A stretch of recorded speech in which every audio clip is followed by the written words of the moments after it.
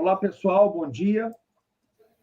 Hoje, dia 8 de maio de 2024, meu nome é André Queiroz e estou aqui apresentando para vocês o Jornal da Manhã do canal Todo o Poder Emana do Povo. Já trago aqui para os nossos amigos aqui, Alex Canuto e Ricardo Roveran, para abordarmos as principais notícias do dia de hoje. Canuto, um bom dia para o pessoal, Roveran, para a nossa querida e qualificada audiência. Vamos lá. Bom dia, bom dia. Bom dia, Roveran. Bom dia, André. Bom dia você que sempre acompanha o canal Todo o Poder Emana do Povo. Vocês viram que hoje nós estamos numa contingência aqui, atrasamos para entrar. Ontem teve problema, não conseguimos entrar por uma série de razões.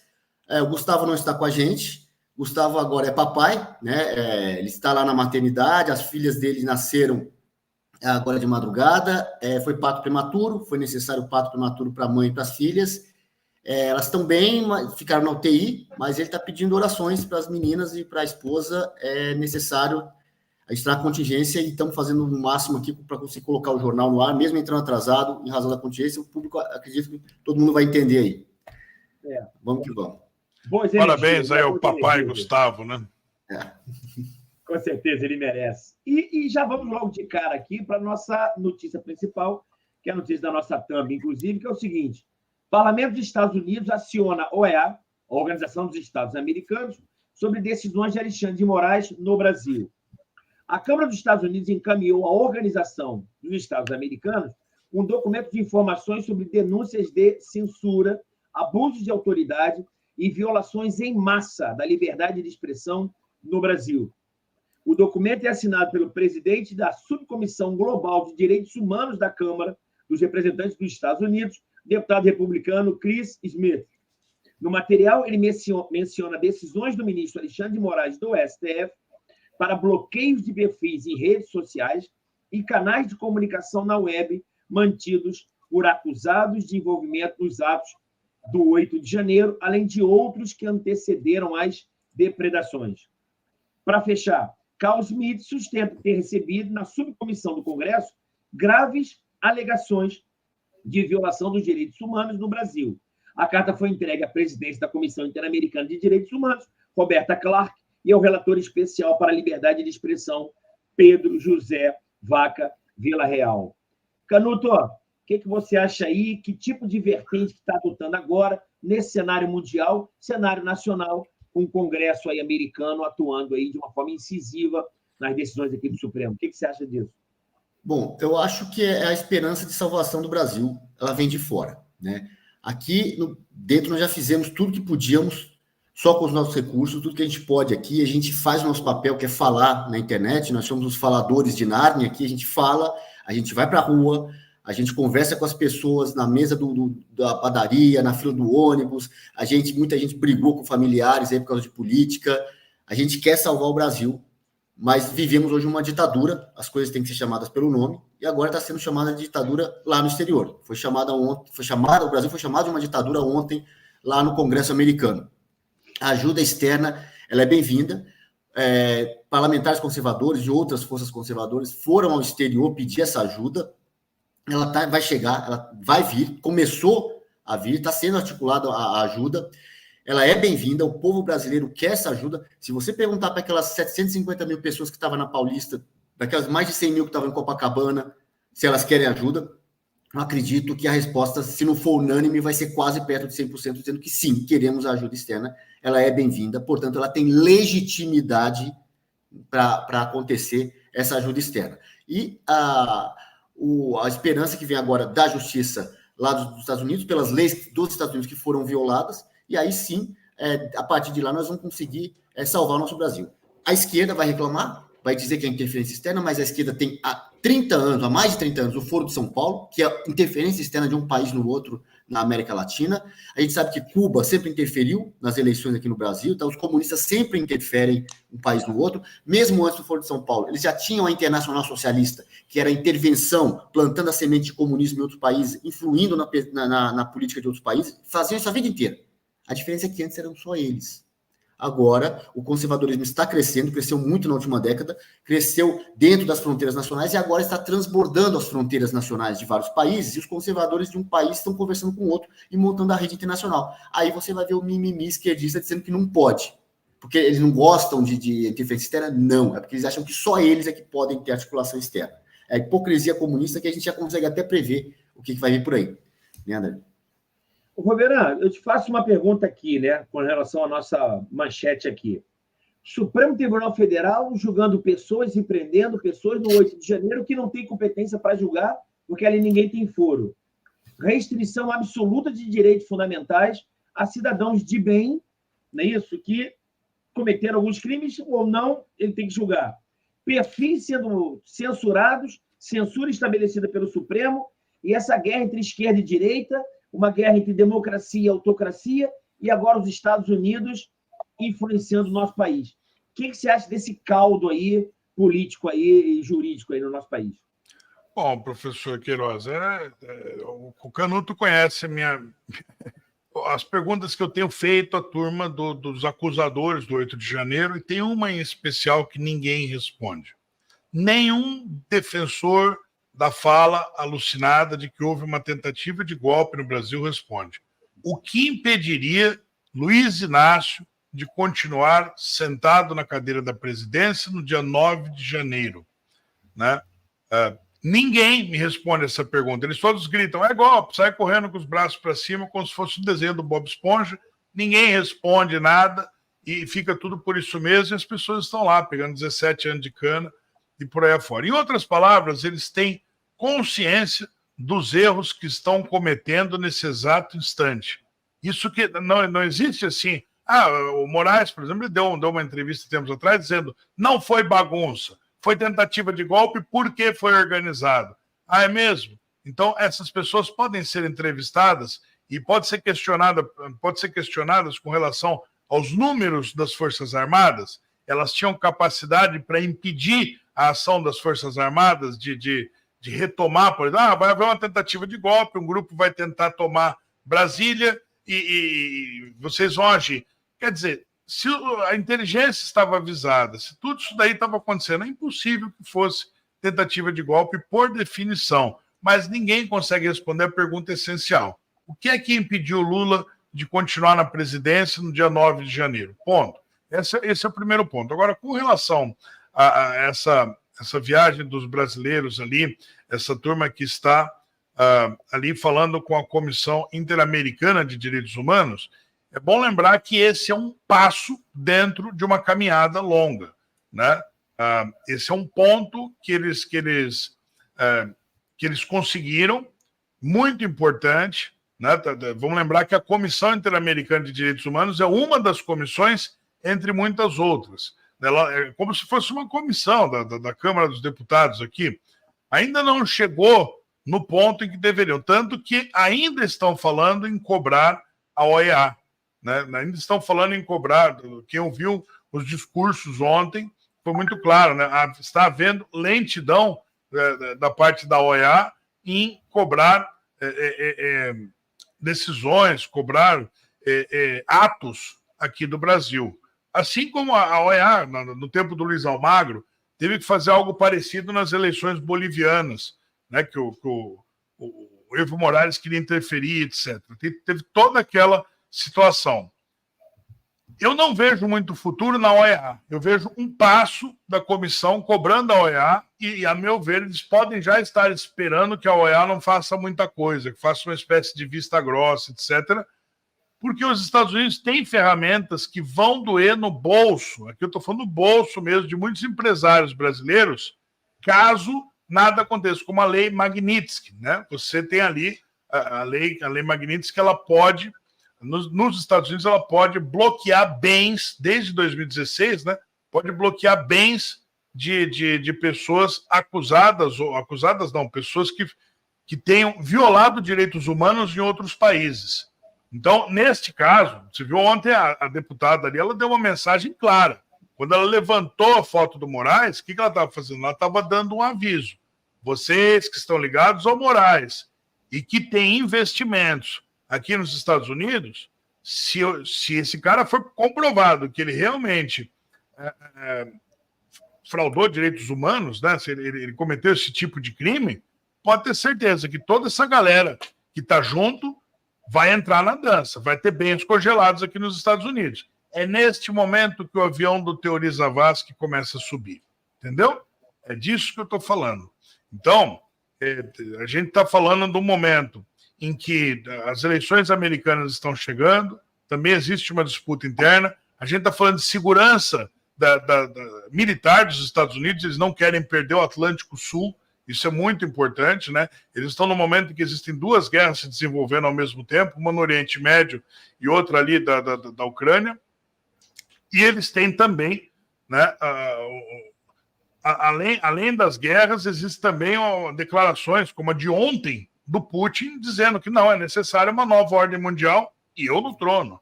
Então, eles não estão para brincadeira com essas coisas.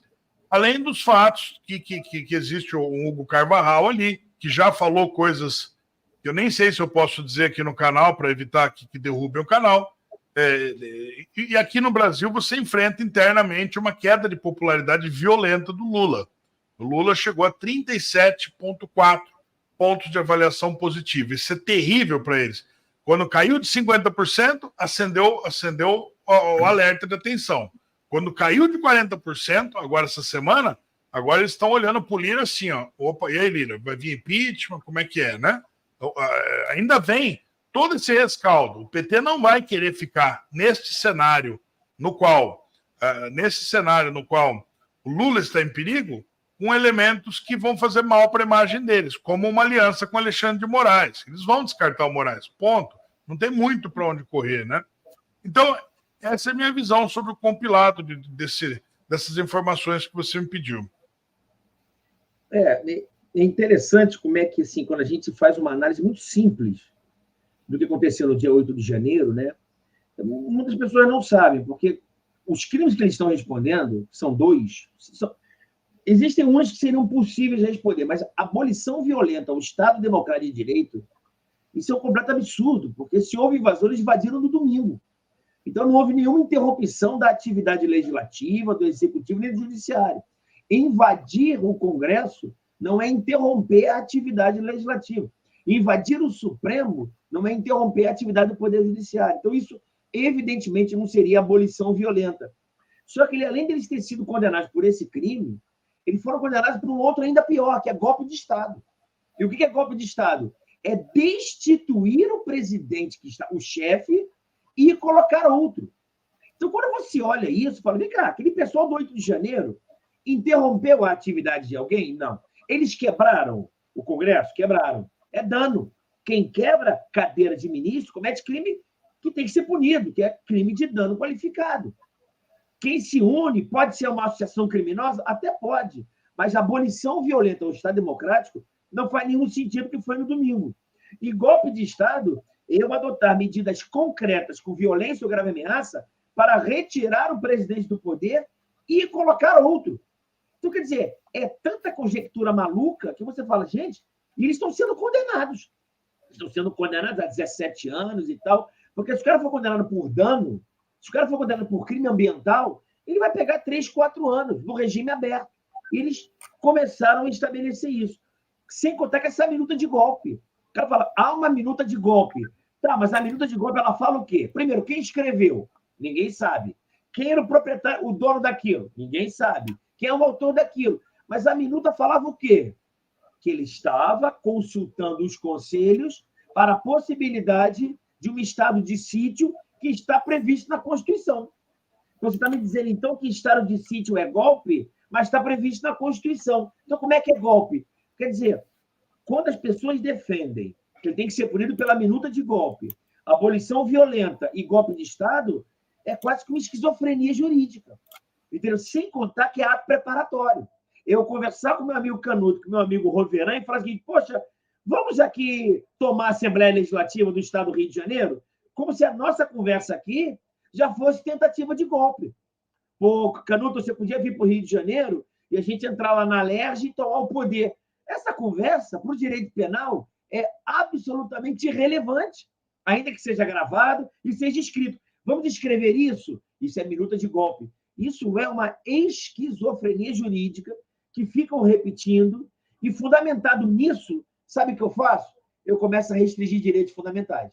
Eu vou te prender, eu vou te censurar, vou te colocar uma tornozeleira eletrônica, vou impedir que você acesse as redes sociais, a de comunicar com pessoas próximas a você, fundamentando isso com o quê? Com nada jurídico, com uma tentativa de golpe. Então, eu crio uma narrativa, tentativa de golpe, e diante dessa narrativa, eu posso fazer várias decisões que a Constituição não permite, como censura, prisão sem fundamentação, desmonetização dos canais. Uma coisa que ninguém está falando, meu amigo Roveran e Canuto. Sabe o que é interessante? Que está escrito na lei?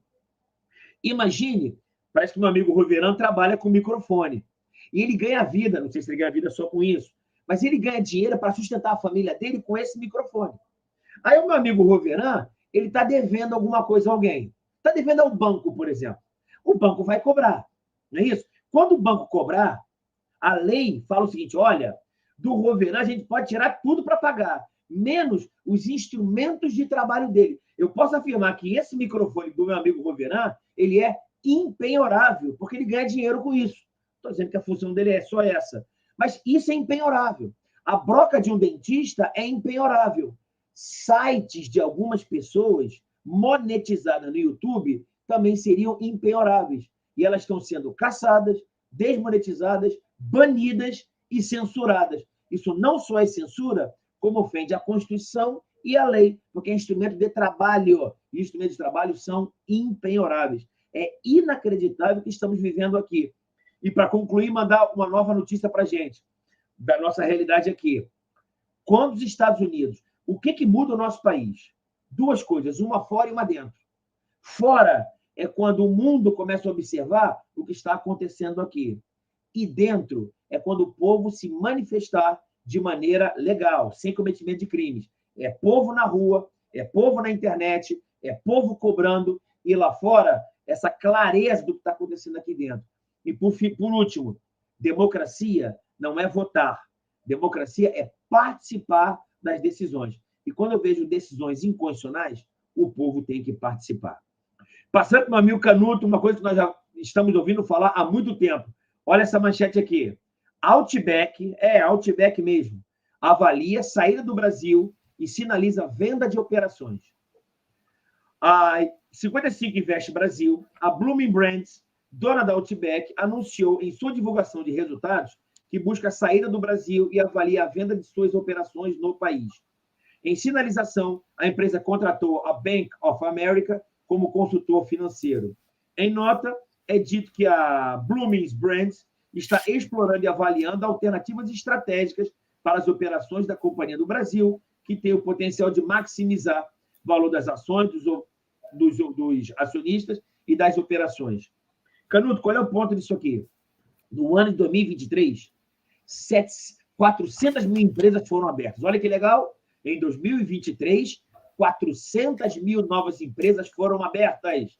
Porém, 700 mil empresas foram fechadas no Brasil em 2023. 2024 vai ser pior. É o Brasil desmoronando ao céu aberto. Canuto, o que você acha disso? Bom, tem muita coisa, né, André? Vamos lá. Vamos por partes. Primeiro que a gente já vem falando há muito tempo que o Brasil hoje, o que o Brasil apresenta para o investidor é insegurança jurídica. O que apresenta para um turista é insegurança na rua. Quantas vezes você não conversou com alguém no exterior e fala, vai para o Brasil, mas lá tem assalto, tem sequestro, eles matam a pessoa para roubar um celular. Já falei com muita gente no exterior que não vem para o Brasil porque chegou essa notícia lá, meu amigo foi lá, estava no ônibus, entrou um cara armado. Né? Isso para turismo. E também afeta, claro, os negócios. Aí nos negócios tem segurança jurídica. Isso que você falou agora, por exemplo, no seu comentário passado. Você tem os meios de trabalho da pessoa que não podem ser confiscados, mas no Brasil se confisca. Está escrito na lei, mas não vale. Vale para uns, não vale para outros. Isso que você falou dos atos preparatórios, né? Que a gente no juridiquês chama atos preparatórios de um crime. Se a gente sentar na mesa do bar e falar, vamos lá quebrar tudo no Congresso e dar um golpe, isso não é crime. Isso chama atos preparatórios, mera cogitação do crime e tem os atos preparatórios. É como você chegar e falar, eu vou te matar. Então você vai ser processado por homicídio. Ou então assim, eu quero matar o fulano. Aí você comprou uma arma, uma faca, vai para nem entrar na questão de posse de arma. Eu fui lá e comprei um facão e guardei em casa. Ele tem intenção de matar. Não, ele não vai responder por homicídio. Depois, no máximo, acionar a polícia para ficar de olho nele, mas ele não pode responder por tentativa de homicídio porque ele comprou um facão matar outra pessoa. E isso é aplicado para bandido de esquerda, para traficante, para tudo, para caloteiro, né? Quando o cara dá calote no Brasil, vem toda a legislação protegendo o caloteiro. Não, você não pode cobrar a dívida do sujeito acima de tanto do salário dele, você não pode apreender tal e tal coisa, tem a legislação de bem de família que protege um monte de coisa. Protege, claro, a pessoa que tem dificuldade financeira, isso é a menor parte dos casos. Raramente é uma pessoa que tem dificuldade, honesto, bom pagador. Quase sempre é usado para proteger o caloteiro.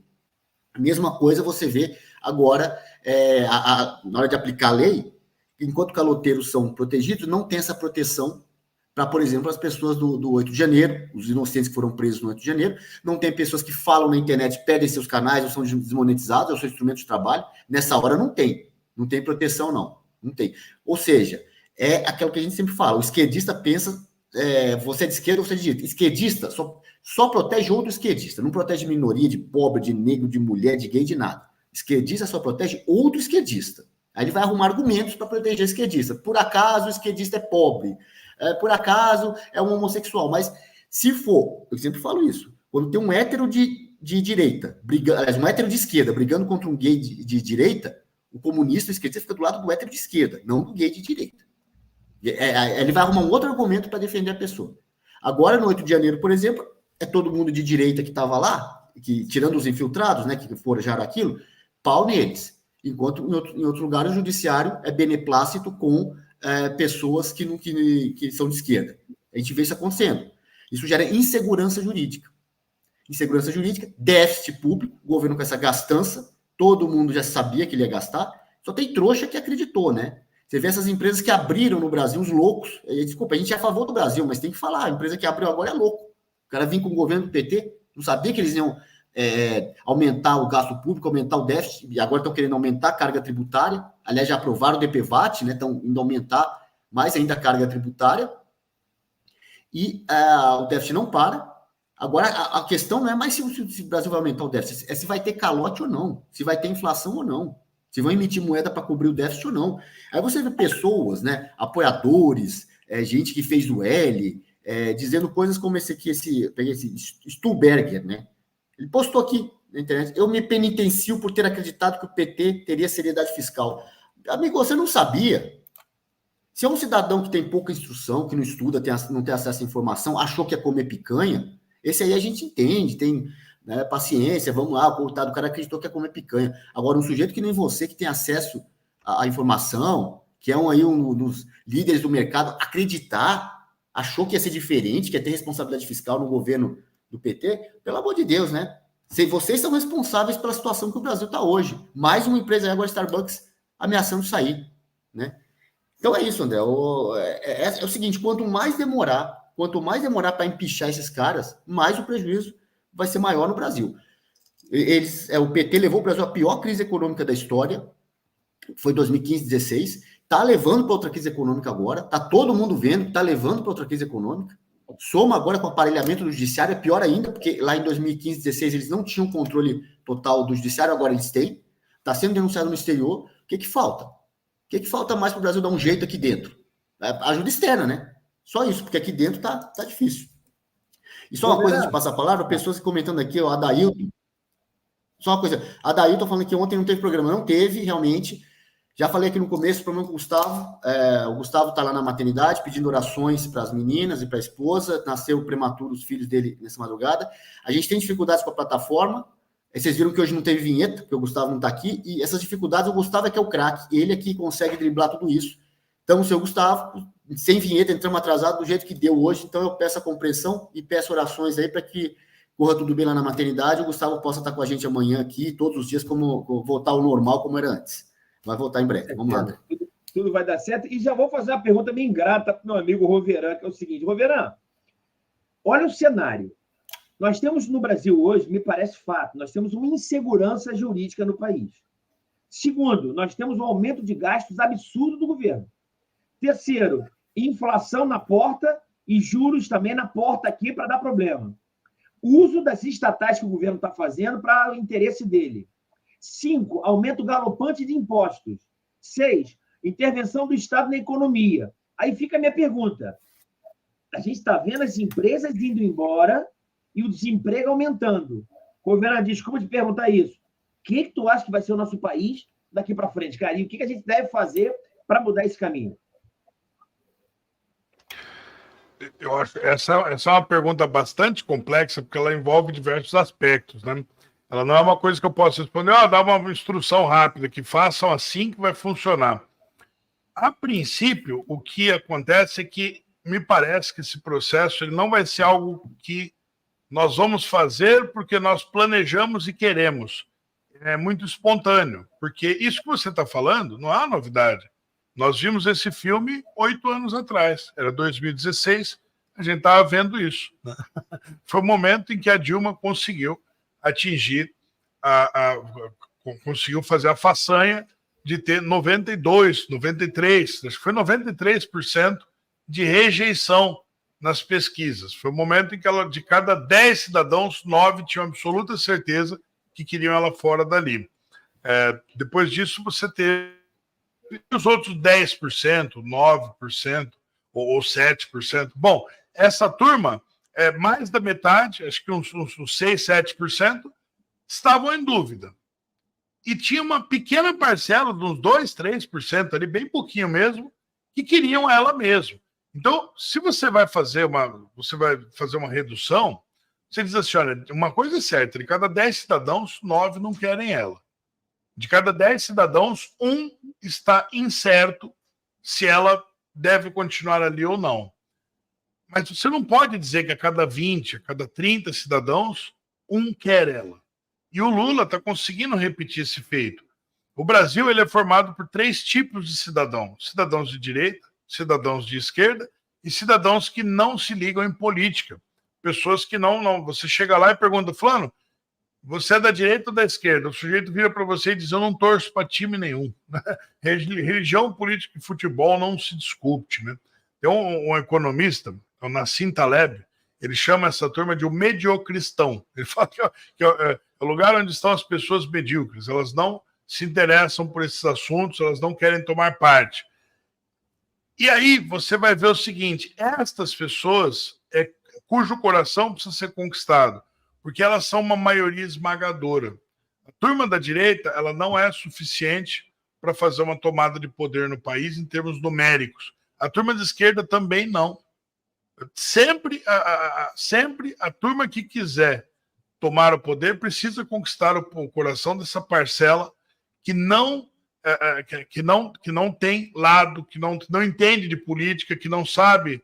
Eles querem saber se vai subir o preço, se o combustível vai acabar, o que vai acontecer. Eles querem saber o básico do dia a dia deles. São pessoas simples que não se ligam em política.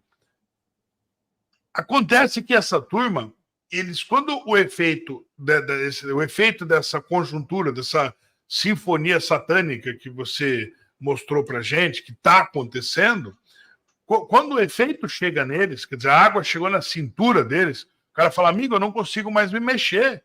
A água está na minha cintura aqui, cada passo que eu dou 2 para trás.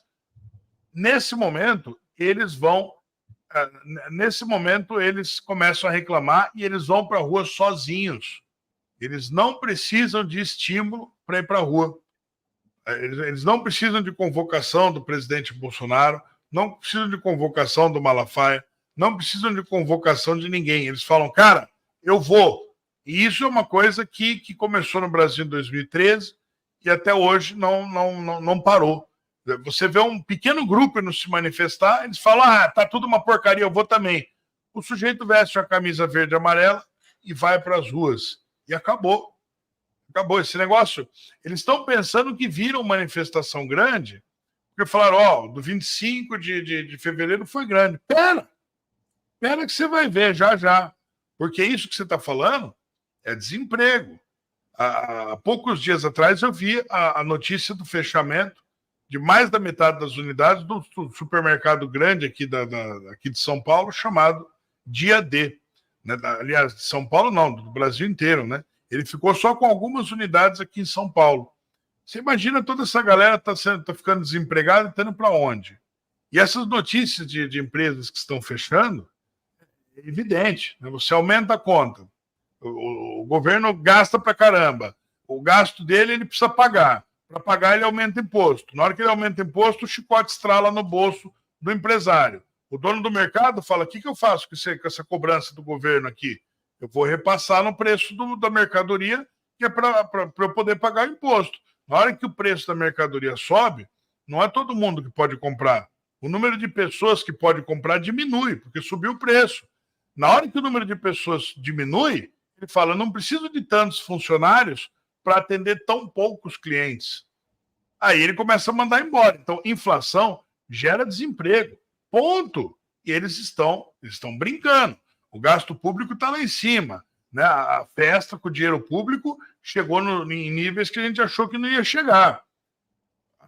Para mim, que isso daqui vai ter um ponto, assim, eu estou vendo um ponto de ebulição que vai estourar essa panela de pressão lá, a meu ver, se não for esse ano ainda, provavelmente para o começo do ano que vem. Eu, na minha opinião, no começo do ano que vem, no máximo, o governo Lula deve cair, porque ele não tem como se sustentar, né? Ele está tomando as piores decisões possíveis, uma pior do que a outra, e a gente, que nem o Alex falou, vou endossar a fala do Alex. Desculpa, mas a gente sabia que isso ia acontecer. A gente sabia quem é o PT, a gente viu 2 gestões e meia do PT, viu 2 governos Lula e um governo Dilma e meio. Então, são 3 gestões e meia do PT. A gente viu, a gente sabe o que acontece. Né? Essa história de eu vou comprar aliados. O Lula, a impressão que eu tenho é que ele parou no tempo. Né? Teve uma moça no jornalismo dias atrás que chamou ele de analógico. Eu acho que nesse ponto ela estava correta, porque ele parou no tempo. A cabeça dele parou depois do segundo mandato dele. Ele não entendeu as mudanças políticas que aconteceram no país e voltou governando com aquela cabeça de, eu te dou um cargo, eu te dou um ministério e você tem voto vitalício comigo na Câmara.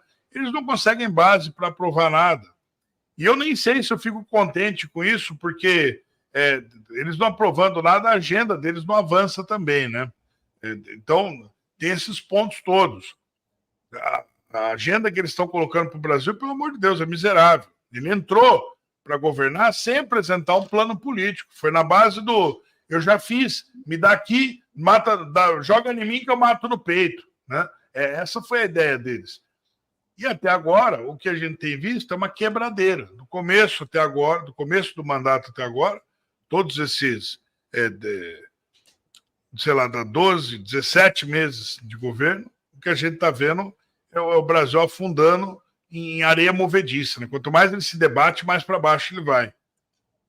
Eu não vejo uma saída disso, senão o despertar dessa massa, espontâneo, que ela vai para a rua. Eu estou no jornalismo há 11 anos, já vi isso mais do que uma vez. Esse povo, na hora que a água sobe da cintura para cima, que é o que está acontecendo agora com esse fechamento de empresas que você disse, eles se manifestam, eles vão para a rua sim. Os caminhoneiros param sozinhos. Eu conheço muitos profissionais da rodagem. O que eles me dizem é: caminhoneiro não tem liderança. Caminhoneiro não tem liderança. Na hora que o cara fica de bago na lua, ele para e acabou. Bom, enfim, é isso. Não sei se eu respondi a sua pergunta, mas tentei. Com certeza, e com brilhantismo, né? Mas é bom para a nossa audiência entender que quando a gente fala de insegurança jurídica, tá, que você não sabe as decisões que os tribunais estão tomando, quais são as consequências lógicas disso? Isso aqui não é uma opinião, isso é uma análise. Se eu tenho insegurança jurídica, como é que isso acontece, por exemplo? Que eu posso falar, por exemplo, do Supremo. O Supremo está gerando uma insegurança jurídica gigantesca com relação aos tributos que a pessoa possa vir a pagar. O Supremo teve uma decisão ano passado o seguinte: ainda que o tributo seja declarado inconstitucional, se houver um fato novo, eu posso cobrar retroativamente. Então, imagina a empresa do meu amigo Canuto, que ganhou na justiça não pagar ISS, por exemplo. Aí surgiu um fato novo, uma nova lei, e eu posso cobrar os últimos 5 anos do ISS da empresa dele. A empresa dele quebra. Quer dizer, gera uma insegurança jurídica. E o que acontece? De cara, o que é óbvio, então, o Paulo Guedes estava falando sobre isso esses dias em palestra. Uma empresa do exterior, que pode investir em qualquer lugar do mundo, uma grande multinacional, ela não investe no Brasil. Ela escolhe outro país para investir. Se eu tenho 1 bilhão para construir uma fábrica Por que eu vou botar no Brasil se eu tenho essa insegurança? Aí tem a reforma tributária. Ninguém sabe quanto é que vai ser a alíquota do IVA, o IVA dual. Ninguém sabe. Quanto é que vai ser o IBS? Ninguém sabe nada. Mas qual é o problema disso? Primeiro, fica a nossa mídia falando um montão de bobagem. Vamos incluir agora o pobre no orçamento. Aí vem um babaca que fala o seguinte, sabe, uma vez um amigo esquerdista veio falar comigo, é amigo, mas é esquerda. É meio que um problema, mas tudo bem. André, você fala isso no teu jornal lá, que esse governo agora maravilhoso, ele fez o seguinte, ele vai botar alíquota zero no arroz e no feijão, nas hortaliças e nos ovos. Olha que governo bacana. Eu falei, ô, sua besta quadrada, da mesma forma que ele está botando alíquota zero nesses produtos que tem a alíquota mais baixa, ele está criando o imposto do pecado. Tudo aquilo que ofender a sua saúde ou o meio ambiente, ele pode aumentar a carga tributária, ô seu burro. Só falando assim, ô burro, idiota, porque não tem outra alternativa. Se o cara está achando que é mais barato, os produtos mais essenciais têm a alíquota menor. Aí eu reduzo para zero, falo para a mídia, só vou dar alíquota zero para quem for classe baixa, não é isso? Compro o pobre e todos os outros produtos eu aumento. Ninguém está falando que ele vai aumentar na cervejinha, porque a cervejinha faz mal à saúde. Ninguém vai dizer que carros elétricos serão aumentados porque faz mal ao meio ambiente. Quer dizer, o cara é burro, então não tem outro jeito. O problema é quando eu tenho uma massa burra. Aí a massa burra, e o grande problema, meus amigos, é aquela coisa chamada cabina secreta de votação. Aí ele bota toda a burrice dele no dedo. Ninguém está olhando. Aí ele, burro, acredita na picanha, acredita na varandinha do pum, acredita que ele não vai roubar, já que todos os governos anteriores roubou, e o cara aperta e dá uma nova chance. É o marido corno, que sabe que a mulher está traindo e dá uma nova chance. Isso é inadmissível. Aí você segue.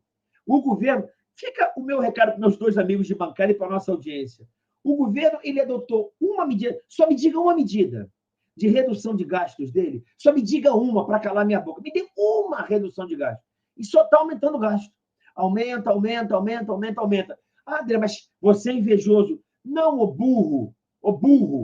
Quando o poder público aumenta os seus gastos, eu aumento a dívida pública. Aumentando a dívida pública, eu tenho que elevar a taxa de juros. Se segurar a taxa de juros, dá inflação. Então, o aumento dos gastos públicos ou gera aumento da taxa de juros ou aumento da inflação. Ô burro, lê um pouquinho só, seu burro. Ah, André, mas esse governo, qual foi o imposto que esse governo reduziu? Imposto aumentado, eu digo vários. Para vocês terem uma ideia, meus amigos de bancada, esse governo é tão maldito que ele sancionou uma lei onde aquele cara que faz uma fezinha nos sites de apostas, o site de apostas agora vai ter que pagar o governo, e o cara, quando faz uma fezinha, quando ele perde, o governo não dá nada. Porém, quando ele ganha, o Estado quer pegar 30% do que ele ganha. Isso, para mim, é roubo institucionalizado. E o burro, o idiota, o débil mental, não está sabendo disso. André, você está me dizendo, então, que aquele site que eu apostava no Flamengo, no Mengão, eu ganhava R$10. Eu aposto, quando eu perco, eu não ganho nada. Perdi o dinheiro. E o Estado não está nem aí. Mas quando eu ganho, o Estado quer tirar parte do meu ganho, da minha fezinha. É esse governo que está fazendo contigo, ô sua besta quadrada. Está entendendo? Então não dá para entender. Reforma tributária é bom ou ruim? O burro, eu não sei quanto é que vai ser a alíquota, o percentual. Ele está botando imposto do pecado, que ele vai toda a população brasileira, que ele utilizou um argumento. Tudo que faz mal à saúde do homem e mal ao meio ambiente, eu posso cobrar mais. Isso é uma loucura. Estamos vivendo num país de malucos. E o pior, de malucos e Miriams leitoas, não sei como é que fala, o plural do nome dela, que ela fala, a reforma tributária foi para incluir o pobre no orçamento. Ela está mentindo, eu posso falar isso para ela. Senhora Miriam Leitão, não estou lhe chamando de mentirosa. Estou falando que essa frase é de uma mentira escancarada, porque eu fiz uma coisa absurda. Eu li o projeto. E eu sei as sacanagens que existem ali. Quando o Supremo fala fake news, desordem informacional, é um bom e velho cala a boca, só fala aquilo que eu quero. Então, eu estou vendo o Brasil nisso. E passando para o meu amigo Canuto, 3 manchetes que dizem a mesma coisa. Só a manchete para você ver a hipocrisia. Rio Grande do Sul pede ajuda, o Uruguai oferece lanchas, avião e drones, mas o governo Lula rejeita, diz o jornal. Segunda, Em meio à catástrofe no Rio Grande do Sul, Lula diz que é preciso regular as redes sociais. E, por último, para você fazer aquele comentário, governo Lula quer priorizar, lá no Rio Grande do Sul, entrega de alimentos a famílias quilombolas, ciganas e de terreiros no Rio Grande do Sul. Canuto e Roveran, toma um Plasil e faz o comentário disso aí. Na boa, só com Plasil.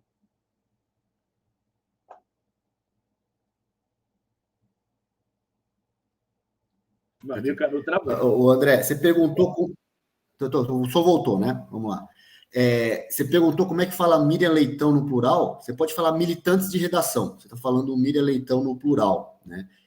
E boa. O que a gente vê agora também nessa tragédia do Rio Grande do Sul é a tentativa dos militantes de redação também, junto com os militantes do Palácio do Planalto, de instrumentalizar a crise.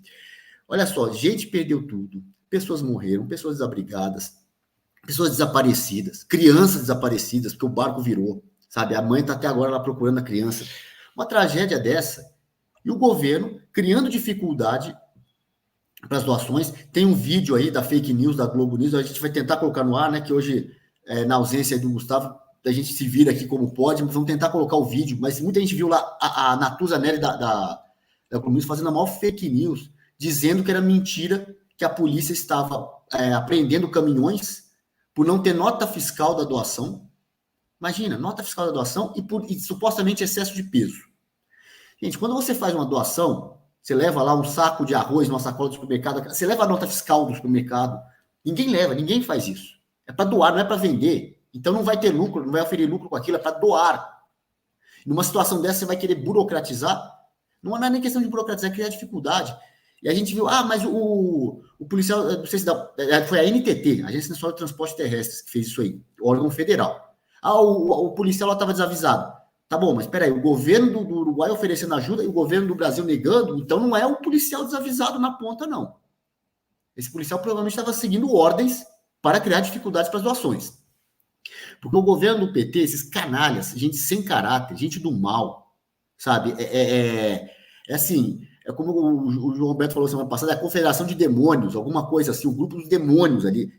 Não quer deixar a ajuda chegar, porque ele não quer que as pessoas que estão doando apareçam, sabe? Pessoas assim como o Luciano Hang, que estava doando, o Pablo Marçal, o Neymar doou, sabe? O Dunga estava dizendo que tinha dificuldade de fazer a doação. O Dunga é candidato a quê?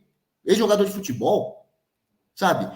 Criando todo tipo de dificuldade, porque ele não quer. Assim, é mais importante para a cabeça do esquerdista quem vai aparecer, como vai aparecer, seja na mídia tradicional, seja na internet.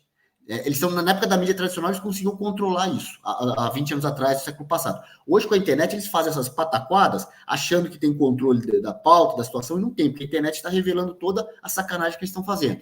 Então, para eles, aqui, para o PT, para a cabeça do esquerdista, é mais importante quem vai aparecer salvando supostamente as vítimas, né? E aparecer como o centro lá da crise, da tragédia do Rio Grande do Sul. Então, o Uruguai não pode doar.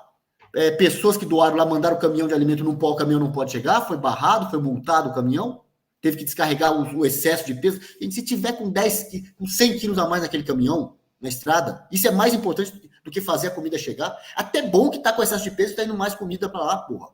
Né? Aí, agora vem com essa não prioridade para quilombola. Vem cá.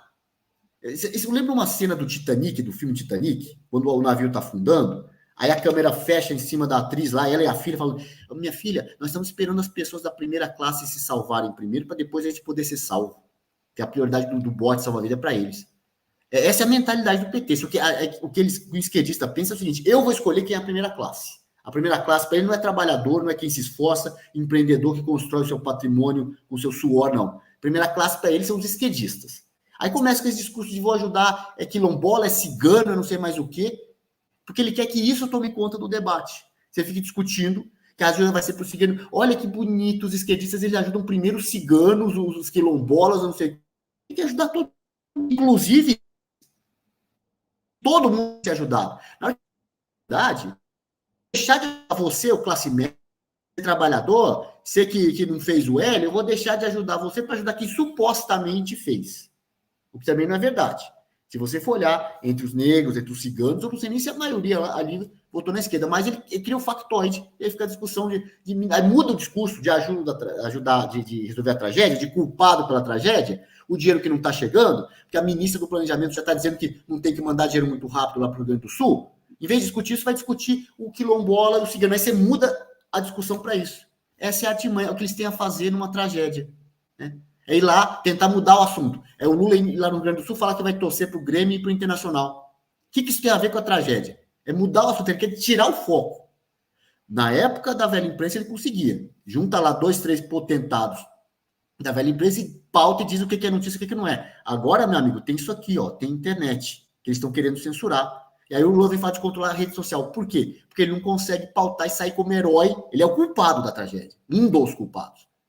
Ele e o governador do Rio Grande do Sul, o Eduardo Leite. Eles querem sair como heróis e a internet não deixa eles sair como heróis. A gente vai aqui falar a verdade, é só dar notícia. Só mostrar a verdade. Né? É isso. É isso. E aí, Verão, o que tu acha disso aí? Desse caldo todo aí com o Rio Grande do Sul? Olha, o Canuto já falou bastante coisa interessante que eu acho que precisa ser dita. Agora, tem um ponto que tem me chamado muita atenção, que é assim, a disfarçatez do outro lado. Eles estão, nesse momento, mais preocupados em fazer o que o Lula fez no enterro, acho que foi do Neto, né? Não tenho certeza, que a gente falou, pô, sambou no caixão?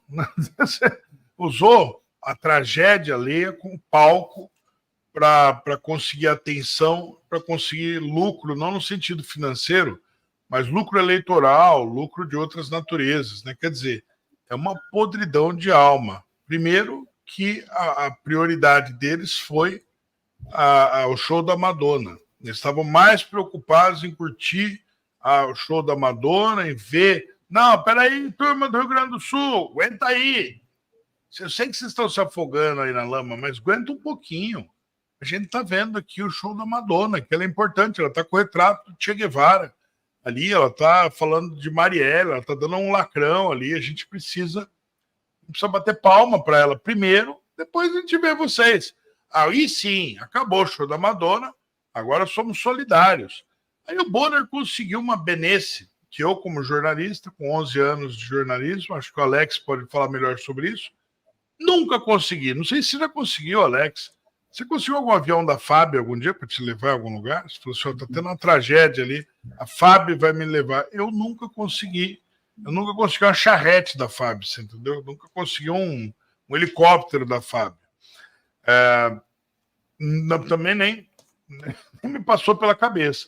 O pior é o seguinte, você está vendo pessoas fazendo doações que são humanistas. Você vê, por exemplo, o Neymar fez uma doação grande, não quis falar em valores, ele encheu um avião de mantimentos e mandou. Você vê o Gustavo Lima fazendo doação grande, nenhum deles está assim, ó, bancando a Naná Gouveia no furacão de Nova York, você entendeu? Tira uma foto minha na tragédia aqui, plaque, né? Ninguém está fazendo isso, exceto alguns players do lado deles. Você veja, por exemplo, o Felipe Neto, que saiu ali dizendo conseguimos arrecadar 4 milhões, foi algo assim, em torno de 4 milhões de reais, para não sei o quê. Só que é o seguinte, esse dinheiro não é dele. Não dá para competir com o que o Neymar fez, não dá para competir com o que o Gustavo Lima, com o que outras pessoas fizeram que não estão aparecendo, Dunga. Não dá para competir porque esse dinheiro não é dele. Ele colocou o endereço de Pix lá, pessoas que estão se comovendo, estão falando, vou doar através dessa pessoa. O grande problema dessas doações é que, em primeiro lugar, eu não sou obrigado a confiar em Felipe Neto. Foi manchete esses dias que a filha do presidente Bolsonaro passou o Pix dela, ou coisa do tipo, não sei se é verdade, para ajudar na calamidade pública. Não, que a polícia tem que investigar. Por que o Felipe Neto não tem que ser investigado? Por que a filha do Bolsonaro, acho que a Laura, tem que ser investigada e o Felipe Neto não? O que é que tem de tão especial no Felipe Neto? O que ele tem tão sacrossanto que não pode ser examinado? Em segundo lugar, quer dizer, você fazer milagre com o dinheiro dos outros é fácil, né? Ganhar manchete na Folha, no Extra do Globo, etc. Nossa, ele conseguiu aqui a solidariedade dele. Dele? O dinheiro dos outros.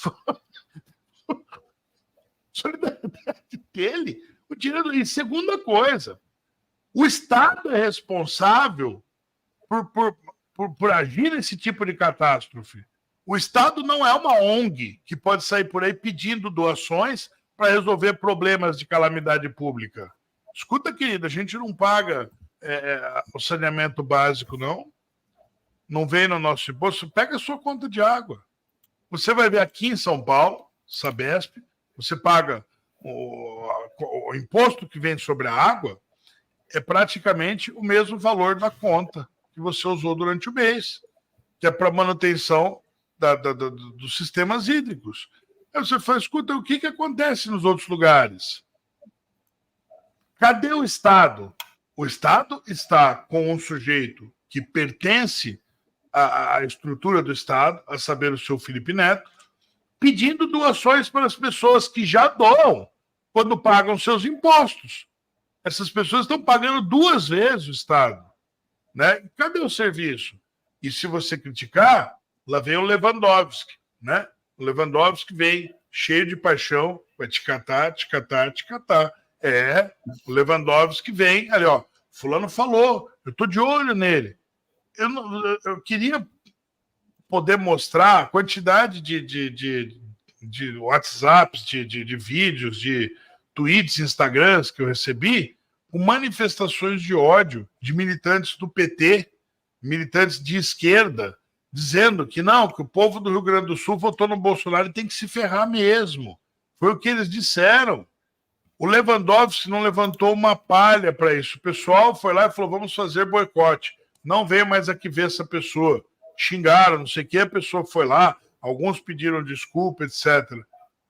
Mas boa parte deles, quer dizer, o verdadeiro ódio, tem vindo de lá, você está vendo isso acontecer. Isso é evidente. Você não está vendo o Lewandowski fazer nada. Agora, o caso mais emblemático, um dia depois de ele soltar aquela caça às bruxas ali, né? Foi lá, quem que foi? O Leandro Rochel, o Stepa Paiano, fulano e Beltrano, o canal esse e aquele, falaram isso e aquilo. A Cássia e eles vão ter que responder lá na delegacia. E agora? E a Natuzaneri? E a Natuzaneri vai responder aonde? Quem é que vai cobrar ela? Agora é o momento que o Lewandowski arruma uma sarna para se coçar.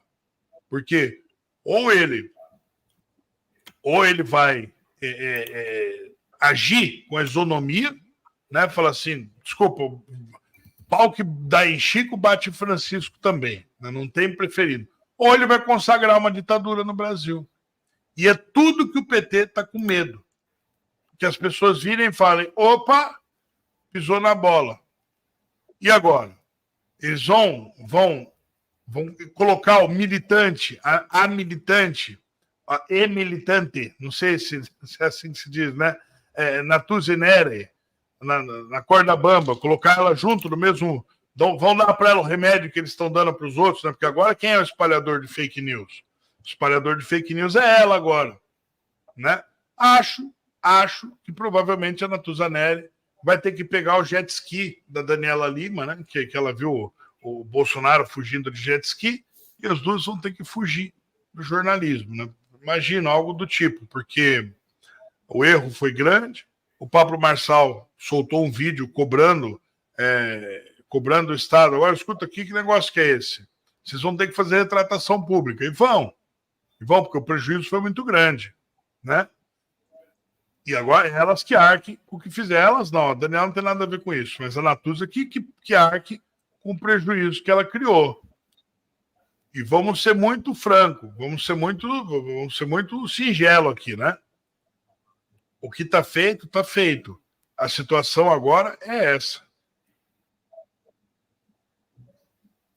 E até nesse caminho aí, mais uma notícia aqui que a gente fala o seguinte: mais de 60% dos brasileiros temem punição por falar ou escrever o que pensam. Um levantamento sobre liberdade de expressão divulgado nesta terça-feira pelo Instituto Paraná Pesquisas mostra que mais de 60% dos brasileiros temem ser punidos por falar ou escrever o que pensam. Na pesquisa sobre a percepção da liberdade de expressão, o percentual de quem teme ser punido por se expressar chega a 61%. Só para a nossa audiência entender, e passando a palavra para o meu amigo Canuto, que é o seguinte: a Constituição, ela fala que é livre a manifestação do pensamento, ela só veda o anonimato. Então, eu falo o que eu penso, desde que eu digo o seguinte, eu, André, penso isso. Então, difusão de ideias é livre. E aí o Brasil, ele está vindo paulatinamente restringindo esse direito. Começou lá atrás com o chamado discurso de ódio. Olha, você pode falar tudo, a não ser que seja um discurso de ódio. Aí depois ele seguiu mais ainda, falou o seguinte, olha, você não pode mentir nas redes sociais, você deve responder quando você mentir. Só que ele foi além. Ele falou assim, olha, toda vez que você propalar uma fake news, você deve responder por isso. O que é fake news? Fake news é aquilo que pode gerar o quê? Aí vem a máxima, uma desordem informacional. Então, hoje a gente tem no Brasil e muitas partes do mundo a ideia de que mesmo que eu fale uma verdade, olha só, hein? O que falou a ministra, não sei se foi a Carmen Lúcia ou Rosa Weber, na época, né? Ela falou o seguinte, olha, a desordem informacional é quando a pessoa fala uma verdade. Porém, da forma com que ela fala, pode levar a engano as pessoas a interpretar a sua fala. Entendeu? Então, é uma coisa tão doida, é tão teratológica, que agora um determinado poder, ou alguns poderes, e o próprio legislativo, é que não deve passar a avançar em direitos civis nossos. Por isso que hoje, já tem muita gente falando que a nossa briga atual não é nem mais esquerda ou direita. Entendeu? É mais do que isso. É uma briga entre democracia e autocracia, entre liberdade e opressão, entre governo do povo e governo de poucos, autocrático. Por isso que eu falo, são aquelas 3 frases que eu falo. Nós vivemos hoje um império da mentira, porque o nosso presidente parece o Pinóquio, não para de mentir. Governo da esmola, está dando bolsa isso, bolsa aquilo, bolsa estudo. Quer dizer, para que a nossa audiência tenha uma ideia, não existe nenhum projeto do governo que não seja investir em algo dando dinheiro. Vamos fazer projeto para educação. O que eu faço? Não crio nada, não. Eu faço um projeto, destino 1,5 bilhão de reais e crio um montão de cargo público, abro uma empresa, crio uma estatal. Quer dizer, todo projeto é isso. Projeto do governo para um futuro melhor, nem pensar. É projeto de poder para se manter. E passando a palavra para o meu amigo Canuto. Canuto, o que você acha aí dessa censura? Eu estou chamando agora de censura líquida. A gente vive uma censura líquida. Todo mundo meio com medo, andando meio que de lado, com medo de falar de alguns ministros, presidentes, instituições, polícias. Todo mundo parece meio com medo de falar, a não ser que seja parte de uma agenda, a agenda woke. O que você acha disso, Canuto? Bom, resolvendo aqui, tentando problemas técnicos, tentando colocar a imagem no ar aqui, mas vamos lá. Você falou do medo, né, de 60% de pessoas brasileiras com medo de serem punidos.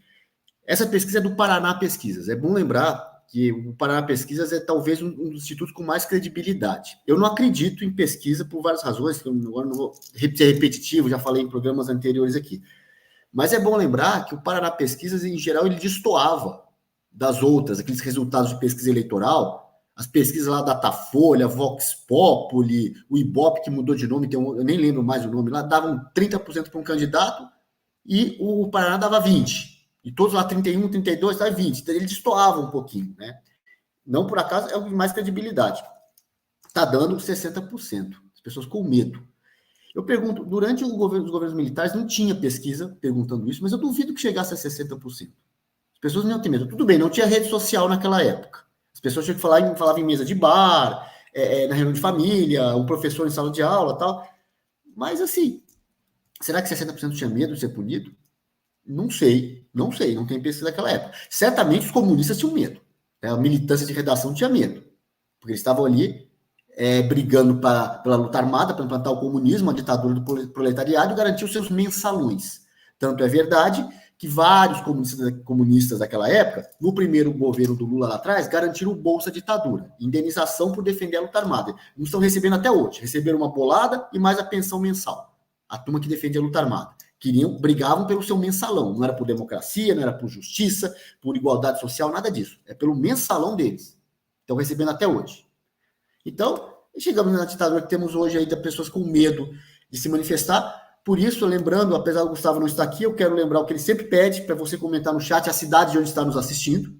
Isso ajuda no engajamento, e ao comentar a cidade onde você está nos assistindo, você não corre risco de ser punido, né? Não sei se você está entre 60%. Nós três aqui certamente estamos entre os 60% aí que acham que pode ser punido pelo que fala na internet. Mas colocando aí o engajamento na cidade onde você nos assiste, porque isso ajuda a impulsionar a transmissão. O de sempre, que nós não falamos hoje, o Gustavo não está aqui, mas tem que falar, o curte, comente, compartilhe, divulgue a nossa live para a gente driblar o algoritmo. As dificuldades todas que a gente tem já sabem, hoje estamos sem aqui o craque da internet para fazer os dribles, mas faça aí. Visto.com, que o Gustavo aqui, atrasadas, dificuldades estão atrasadas, mas aí chegou. Então, acho que o recado que eu tinha que dar nesse ponto é esse.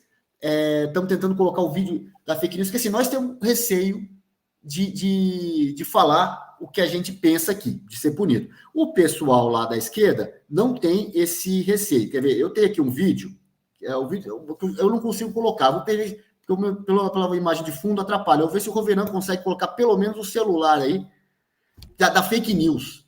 Que absurdo. Não, você quer que eu coloque agora? Quer que eu ponha agora? Aquele lembra só da Daniela Lima lá, dizendo que a BIM achou o computador, a PF achou o computador da BIM na casa do Carlos Bolsonaro. Desmentida totalmente na internet. Eu falei, mais dia, menos dia, a Globo News vai soltar outra. Soltaram várias, agora soltaram uma calamitosa fake news. Vai, Reverendo, tenta pôr aí. Olha lá. Vamos o som? Essa de ontem aí. Caramba. Opa, você travou aí, Travou. Não, deixa o Roverano colocar pelo celular, é o que dá para fazer hoje. Acho que pelo celular aí. Caramba. Põe o Roverano na tela, que ele... Eu vou colocar pelo celular aqui. Aí.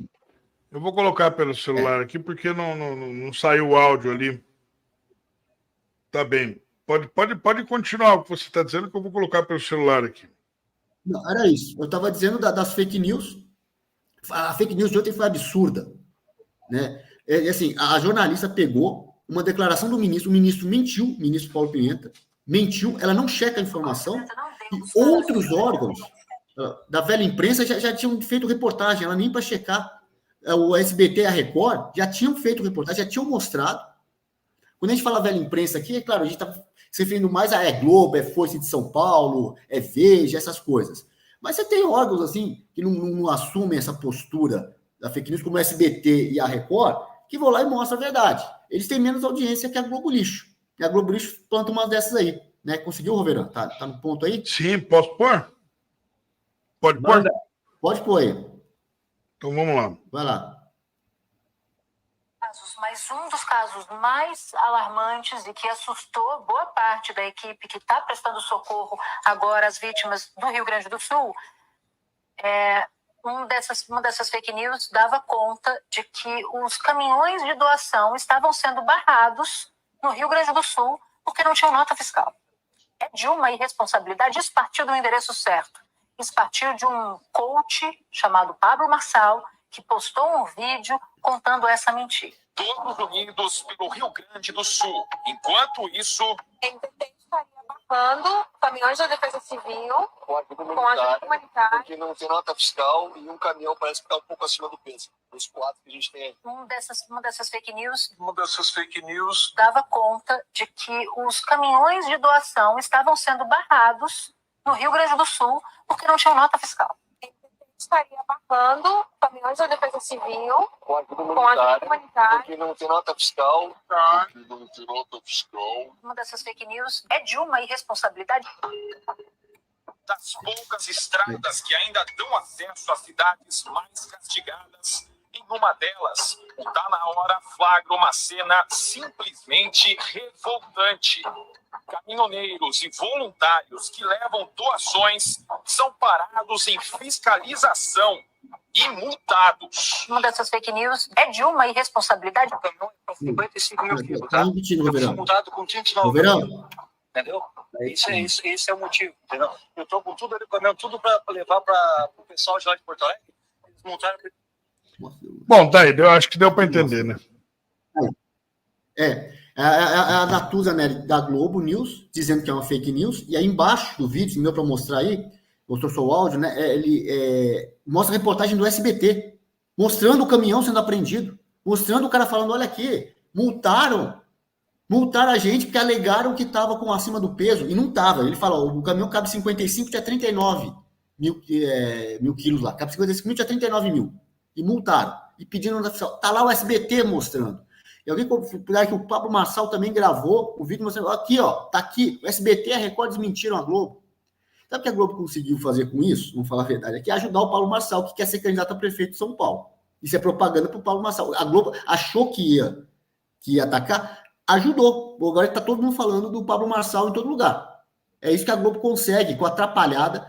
Eu falo assim, o pessoal incompetente, além de mau caráter, de militante de redação, que não está lá para informar, está ali para fazer propaganda esquerdista, é incompetente naquilo que ele se propõe a fazer. Nem o que ele se propõe eles conseguem. Tá aí outra fake news desmascarada, e a gente já sabe o roteiro. Possivelmente eles vão chegar hoje, pedir desculpa, dizer que foi um engano, que não viu, que bebê. Daqui a 15 dias eles vão soltar outra fake news que nem essa. Tem gente que ainda assiste o Globo News. Você sabe o Me Engana que eu gosto? Pô, você gosta de ser enganado? Gosta de chegar para ver o quê? Para ver isso aí? O pessoal acha o seguinte, ainda tem gente que deve achar, todo mundo vê, eu preciso ver também. Não. Só as pessoas hoje de menos instrução, de menos acesso à informação que ainda assistem Globo News. A não ser, como eu digo, idoso, às vezes, que tem o hábito de chegar em casa e ligar o Jornal Nacional, que não tem traquejo com a internet. Só isso, gente. Porque, pelo amor de Deus, é uma fake news atrás da outra, a internet desmascara e os caras continuam. Não vai, Rovena, agora já falei demais aqui, vai lá. Bom, o Queiroz quer fazer alguma pergunta ou eu sigo aqui falando? Nada, manda bala. Essa não foi a única. Eu estou sabendo aqui agora que tem um jornal pequeno chamado Jornal Razão. Ele postou o seguinte, o governo Lula postou no Twitter, tá? O governo Lula enviou ofício à Polícia Federal exigindo apuração de ilícitos ou eventuais crimes relacionados à disseminação de desinformação a respeito das enchentes no Rio Grande do Sul. O ministro Pimenta acusou o jornal Razão de mentir sobre pessoas na UTI de um hospital em Canoas. Toda a informação foi divulgada pelo próprio prefeito da cidade em gravação de uma ligação, juntamente com o ministro Pimenta. Além disso, suposta fake news a respeito de caminhões sendo barrados pela NTT também acaba de ser desmentida pelo SBT. Uma reportagem exclusiva confirma que motoristas de carretas e até mesmo Defesa Civil receberam multas por excesso de peso e por falta de notas fiscais. O Jornal Razão repudia o ataque à liberdade de imprensa. Nosso jurídico foi acionado e tomaremos imediatamente todas as providências. Bom, parabéns aí ao pessoal do Jornal Razão, eu conheço eles, são pessoal bem bacana, pessoal responsável pelo menos, estão dando aí uma satisfação. E, não é, pelo visto, não é um só caso onde essas informações... Quer dizer, você veio mostrar que o Ministério da Verdade não é infalível. Nesse momento, eu acho que o que cabe, para ser muito franco, o que cabe é uma investigação da parte do Congresso, dos deputados de direita, dos senadores, uma investigação, acionar a justiça, uma investigação sobre o que está acontecendo na Rede Globo. Porque a Rede Globo é uma concessão pública, ela provavelmente é a mais cara dessas concessões, porque ela tem o maior alcance, e ela está demonstrando há muito tempo que está de um lado do espectro político. É uma questão de decência que os parlamentares façam alguma coisa. É uma questão de decência que o Ministério Público tome alguma providência. Escuta, nem que seja uma mera interpelação, só para fazer a Natuzaneri ir até lá e responder por isso. Não pode ficar assim. O que é isso? Essa semana a gente assistiu eles ali, teve aquela moça Daniela Lima tocando um pagodinho ali, comemorando o crime eleitoral do Lula. O Lula foi lá fazer propaganda para o Boulos e o pessoal estava ali, ela com a Natuzaneri, as duas ali, falando que não, valeu a pena o Lula cometer esse crime eleitoral. O que está acontecendo? Se for para a Globo ser a nova Secom, demite o Paulo Pimenta, fica só com a Globo News. Eu não estou afim de pagar essa conta. Não estou afim de pagar essa conta. Eu não sou palhaço. Eu, cidadão, não sou palhaço. Não preciso pagar essa conta. Eu não sou melhor do que ninguém. Eu sou tão cidadão quanto o Queiroz, quanto o Canuto, quanto você que está assistindo. Eu não tenho que pagar essa conta. Por quê? O que está acontecendo? O governo brasileiro precisa de quantas secretarias de comunicação? Ou então, o que é esse estelionato? O que está acontecendo? É possível, então, a Rede Globo fazer o que ela quer? Ela pode, está liberado. E aí vem levando... Porque agora tem um esquema, né? Virou tabelinha, sabe, no futebol? Vou tocando para você, você toca para mim. Eu toco para você, você toca para mim. É assim. O sujeito tem um interesse político, ele fala assim, eu tenho um determinado interesse que uma pauta passe no Congresso, estou supondo. Né? Uma medida provisória, qualquer coisa da agenda passe no Congresso. Então, o que eu faço? Eu elimino meus adversários. Como que eles fazem isso? Quer dizer, o Hitler ele chegou lá e disse que os adversários eram ilegais, né? Que eles não podiam concorrer. O Maduro fez a mesma coisa. Inclusive, a semana passada, o mês passado, criaram a lei contra o fascismo. Lá todo mundo que não é de esquerda lá é fascista e vai ser preso, pode pegar até 20 anos de cana. Agora, aqui no Brasil, tá assim, ó. Vamos lá. O Alex Canuto tem uma opinião diferente. Então, o que você faz? Você vai lá, cria um fato, o Alex Canuto falou uma coisa na rede social, parece que é fake news. Aí, Globo, tá com você, sai a manchete, Alex Canuto mentiu, não sei o que, bababá. Opa, devolve para a Câmara. Câmara, é o seguinte, bota lá a lei de fake news, pau. A Câmara bota lá, por causa do Alex Canuto vai ter lei de fake news. Toca de volta para a Rede Globo. A Rede Globo pega a bola do pé lá, opa, tá aqui. Que legal, então quer dizer que deu resultado. Vamos fazer mais uma manchete aqui. O Senado toma providência e agora vai sair a lei. Que bom para o povo. Vamos todos comemorar juntos. Aí volta lá vai indo esse bate-bola das entidades aí, das instituições com a Rede Globo a favor de uma determinada agenda até que eles conseguem atingir o resultado. Faz uma coisa, Rede Globo, noticia o que eu quero aí. Teve um jornalista que acho que ele não percebeu que estava gravando, coisa assim, que ele disse há poucos dias, o ministro mandou a gente fazer isso e aquilo. E aí a gente assiste desse lado e os supostos direitistas que estão lá não fazem nada.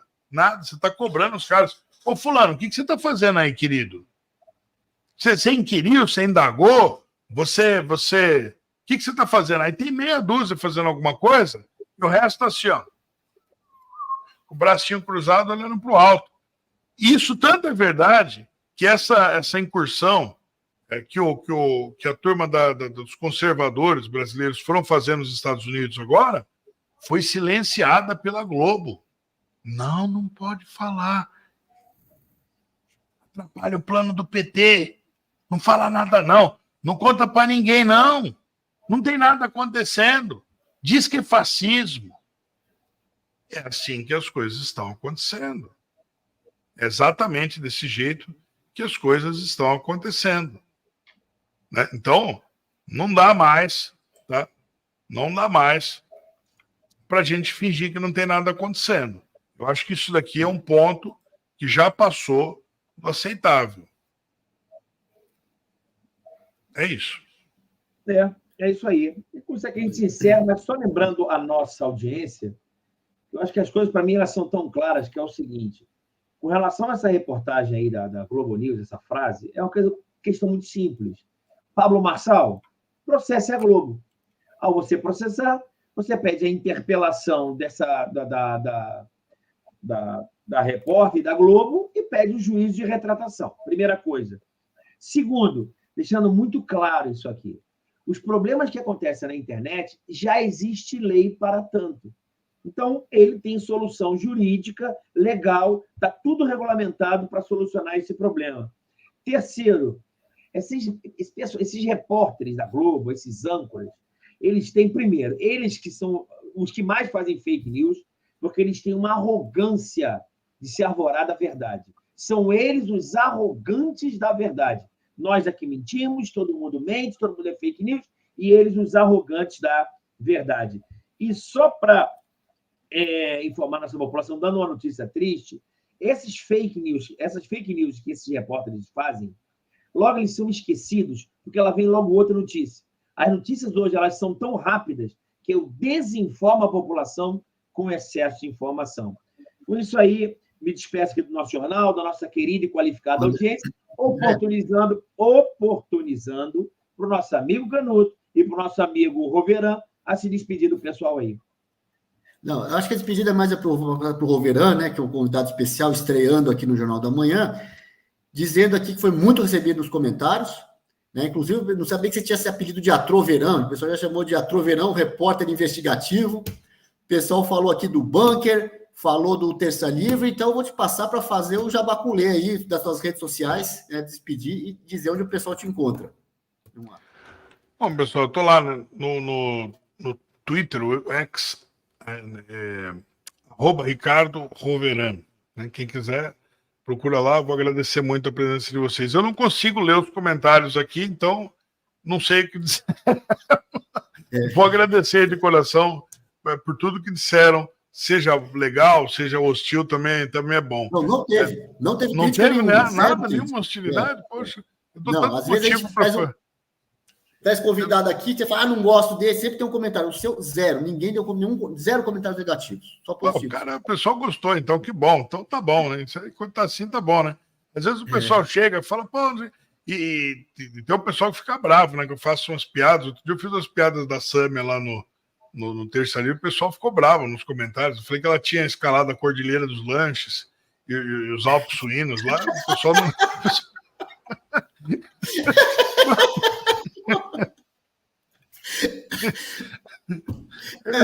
Tudo bem. Olha, não, pessoal, é isso aí. Obrigado pelo carinho, obrigado pelas palavras gentis aí. Diga. Não, achei que você ia fazer jabaculê, inclusive, do nosso programa do Testosterona, que a gente faz junto. Eu tô lá com o Alex Canuto no Testosterona.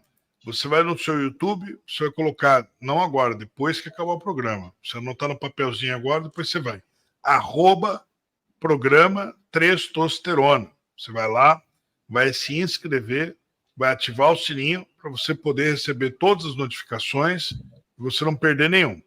Aqui no Todo Poder Emana do Povo, o nome é comprido, mas o programa é bom, que é o Jornal da Manhã. Você vem aqui, você vai também ativar o sininho para você não perder nada. Todo mundo que é da direita, todo mundo que é conservador, todo mundo que não é comunista está sendo sumariamente perseguido. Né? Aquilo que o Stalin fez na Ucrânia está sendo repetido agora nas redes sociais. Né? Lembra quando o Stalin desmonetizou a Ucrânia? Ele falou assim, eles não podem ganhar o sustento deles. Os agricultores que estão aqui produzindo na Ucrânia, eles vão ser desmonetizados. Né? Eram Stalin Giants lá na União Soviética. Né? Eles fizeram isso lá também. Então, a fórmula não é nova. Nós estamos passando por esse processo. Né? A gente produz, faz jornal, que eu sei fazer jornalismo. Vou morrer fazendo isso, porque é o que eu gosto. Não me arrependo em nenhum momento de fazer nada do que eu fiz. E você, infelizmente, a gente não pode ganhar o suor do nosso rosto. A gente depende de um esforço da sua parte, de chegar lá e dar o like, chegar lá e compartilhar, falar, pessoal, as redes sociais estão assim, né? E quando você vai ver, é uma perseguição ao cristão. Não é uma perseguição. Se você olhar o de fundo, o que aconteceu no Rio de Janeiro agora? Houve a manifestação do Silas Malafaia, falando trazendo Bíblia, trazendo oração, trazendo uma discussão séria do Estado de Direito e pontos políticos, e em contraponto a esquerda trouxe o show da Madonna. Você olhar, são diametralmente opostos, não precisa que eu diga isso. Então você vê de que lado você está e do que é que se trata. Tem um fundo espiritual nisso. Ponto. Não tem para onde correr. Isso é o que de fato está acontecendo. Agora, quem quiser seguir, vai lá, eu agradeço. Eu estou também todo dia no Jornal Bunker, né, que é o meu jornal, @Jornal Bunker Oficial. Não é bunker com A, não, tá? É bunker com @Jornal Bunker, né? Tem essa deficiência aí. Também estou no Shadowban Violento, o canal parou de crescer, bloquearam os comentários, para você ter uma ideia. As pessoas não podem comentar lá, ninguém sabe a razão. É paciência. A gente vai seguindo, vai tocando, né? Quem quiser vai ser muito bem-vindo. O Terça Livre, o Alan também me convidou para... o Alan também me convidou para voltar lá, apresentar o Terça Livre com ele, com o Ítalo. Eu aceitei, né? Tem um colega meu que falou, Verão, estou saindo do jornalismo, vou ser preso. Falei, com essa mentalidade é melhor sair mesmo, porque eu vou te contar uma novidade. Se você fizer jornalismo no Brasil hoje, você vai ser preso. Então, ou você fala, você assume que vai ser preso e continua trabalhando tranquilo, ou você sai. Não dá para ficar com medo. Não dá para ficar com medo. Você fala, vou fazer jornalismo e cedo ou tarde vai chegar na minha porta a nota da ditadura aí cobrando a conta. Eu falei, escuta, você ousou falar a verdade? O senhor está preso. Paciência. É cruel, mas é isso. Beijão no coração, pessoal. Muito obrigado. Obrigado, Deus, em primeiro lugar. Obrigado a todos. Beijão, pessoal. Beijão. Abraço.